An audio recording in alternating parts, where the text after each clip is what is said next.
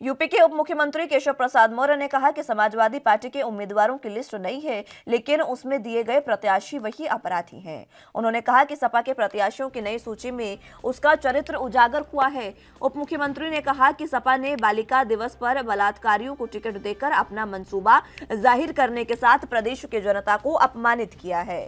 सपा ने दुर्दांत अपराधियों को टिकट देकर दहशत फैलाने का काम किया।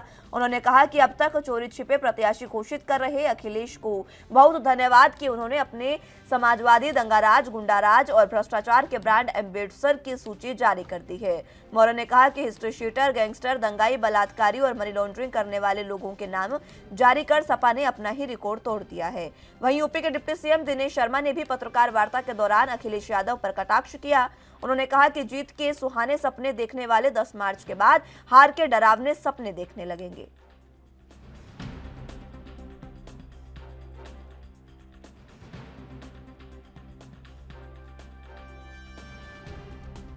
समाजवादी पार्टी और भारतीय जनता पार्टी में, भारतीय जनता पार्टी जब प्रत्याशियों की सूची लेकर के आती है तो वो सामाजिक समीकरण के एक शानदार गुलदस्ते को समाज के सामने प्रस्तुत करती है।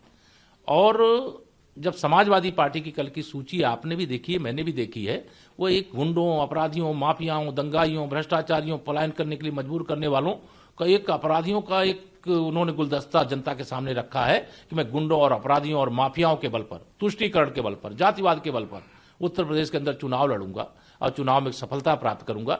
लेकिन मैं उनको बताना चाहता हूं, अब यह उत्तर प्रदेश से बीते युग की बात हो गई है, बीते समय की बात हो गई है। अब उत्तर प्रदेश की जनता पूरी तरह से बदल चुकी है, भाजपा के साथ थी, भाजपा के साथ है और भाजपा का कमल 2022 में भी खिलाने जा रही है। ये मैं पूर्ण विश्वास से 300 से अधिक सीटें फिर हम जीतेंगे। को सुहाने सपने आ रहे हैं आजकल, ऐसा मैंने सुना है, लेकिन मुझे यह भी पता है कि 10 मार्च के बाद बड़े डरावने डरावने सपने आएंगे हार के, और वो सपने ऐसे होंगे जिसमें अपनी राजनीतिक विरासत को बचाने का संघर्ष हो रहा हुआ दिखाई पड़ेगा विपक्ष में।